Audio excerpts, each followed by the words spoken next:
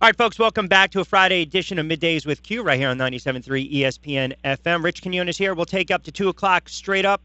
Eagles, full pads this week. A lot of hitting, a lot of feistiness. Preseason right around the corner for the Philadelphia Eagles. We actually officially kicked off the NFL season last night with Dallas and Arizona, but we'll bring it to the Eagles preseason against the Packers in about 5 or so days. Undrafted free agent, the South Jersey native out of Glassboro, and, of course, Wisconsin Badger running back Corey Clement kind of joined me for a couple moments. How you doing, Corey? Good. How about you? I'm doing well, and first and foremost, appreciate a couple moments. And I'll tell you, I got to ask you right off the bat, you had a great standout career at Wisconsin. You put up some monster numbers, but you go into the draft, and you're overlooked. You're undrafted. You're trying to find a spot with the Eagles right now. When you were bypassed in April, are you going into this training camp? Have you gone into this training camp with a little more of a chip on your shoulder, not being drafted, being overlooked?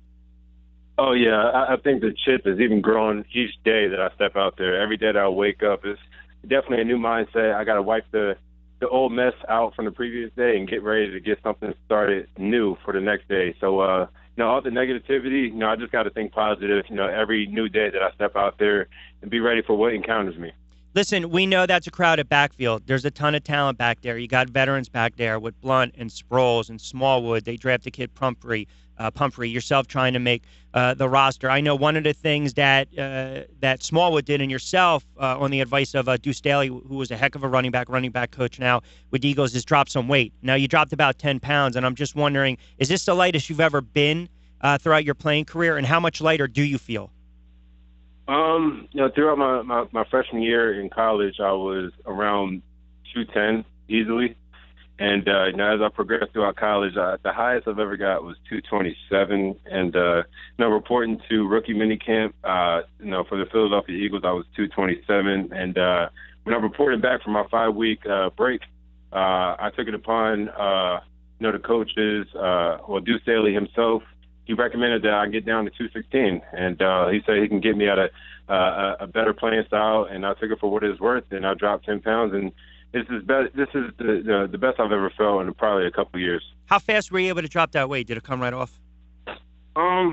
It took a good month, and the 2 weeks after that, it was kind of hard to sustain it, but it's all about how much willing you're able to do your job, and that's keep my weight down, and it's helping me be able to catch the ball, get in and out of my cuts easier, and just playing at a faster tempo. You mentioned catching the ball, and we know this. The Eagles last year, they used their running backs out of the backfield, to create a little space. Carson Wentz to dump off the little safety valves if it was the Sproles or whatnot. Now, you look at yourself. I know you only caught 29 passes in 4 seasons with Wisconsin, but that's also the type of scheme that you guys ran, right?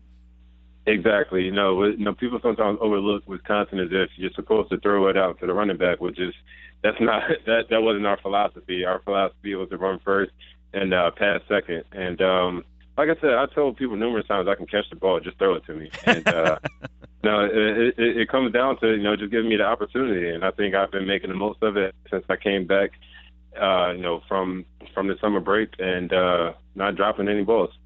No, and that's the key, and you know that, especially when you're undrafted, right? You have to do something to stand out, and you know this, and right away people think of either catching the ball out of the backfield, picking up the blitz, picking up the block, or everyone knows you got to be the gunner. You got to do something on special teams. So I'm just wondering, have you, when I watched you in Wisconsin last year in your senior year, and you tell me, you give me the scouting report on yourself, I saw at times a guy that would hit the hole, but would run a little angry. I kind of call it a violent runner. Have you realized already in a couple weeks the NFL game, even though it's not as fast right now with training camp, where if you're working with some of these running backs and Deuce, that sometimes in the NFL you have to be a little more patient as a runner. You have to wait for your blocks. You got to wait for your scheme to start to develop, and you got to be patient behind your blockers. I mean, is that something that you're not going to have an issue with picking up, or do you believe you're the type of guy, listen, if there's a little sliver of daylight, I got to hit the hole. That's just my style. At the same time, you got to be able to know what type of scheme you're in, especially what type of you got to know your personnel. What O-line is in front of you. Different type of people move different, and at the same time, you got to be able to allow your blocks to set up, and when you see it, go. And Coach Deuce always says, if you go through your progression, he's not going to be mad about what you do after that. If you do what you're supposed to do, pre-snap and make sure your footsteps are right leading up to the line of scrimmage. And if you see it, go. And no, he was a running back at one time too. He knows you're going to make some mistakes, some bad reads, but it's about playing at a fast tempo, making a mistake at 100 miles an hour rather than going 50%. Eagles running back Corey Clement joins me for a couple of moments. Of course, the Glassboro native, South Jersey native, Wisconsin Badger. Rich Quinones here. Can you see the intensity? Right? College. We know Big Ten. Hey, you played tough competition, but can you already see the NFL is a different animal? Yeah, the NFL has always been a different animal, and growing up, I thought college was going to be a different level too, and it was. But at the same time, you get adjusted to it. Your eyes get adjusted to it.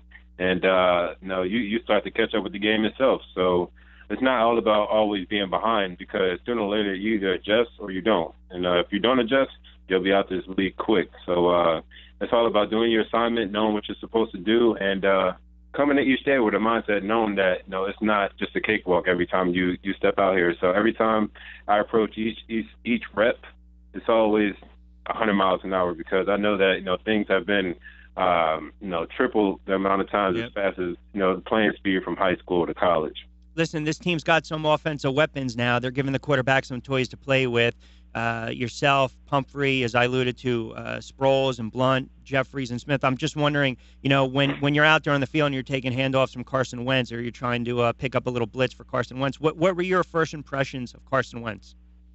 My first impression of him is how calm he always is, and that makes the most. If your leader of the offense is always very, very confident within his gameplay, it just makes the offense that much better. And he doesn't get down on himself if he throws an interception or something. He always picks the offense right back up. We're always behind him, and every time I get a chance to watch him, it just makes me want to play that much harder for him. And you got to be able to want to step up for a great quarterback like Carson. You want to be out there as much as you can. So in order to do that, you got to be able to protect your man.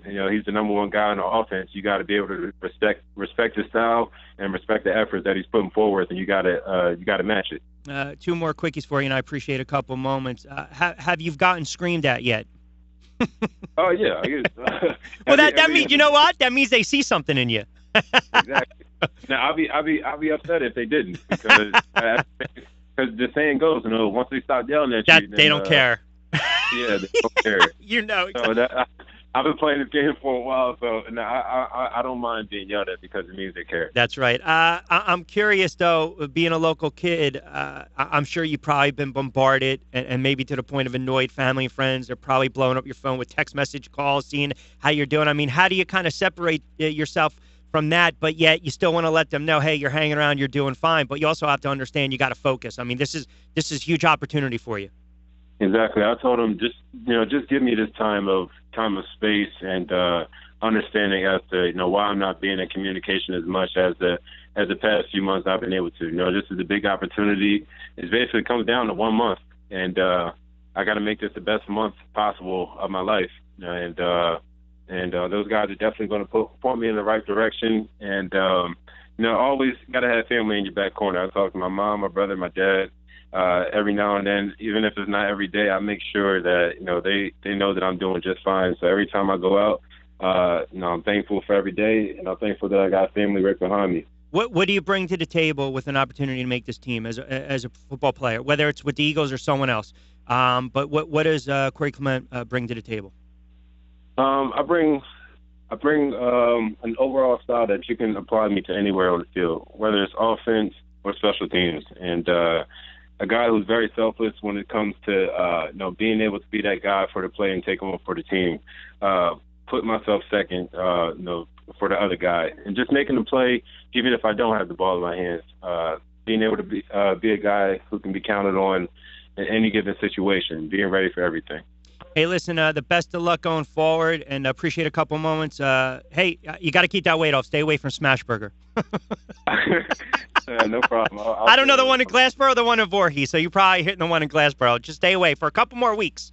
Right. You'll be all right.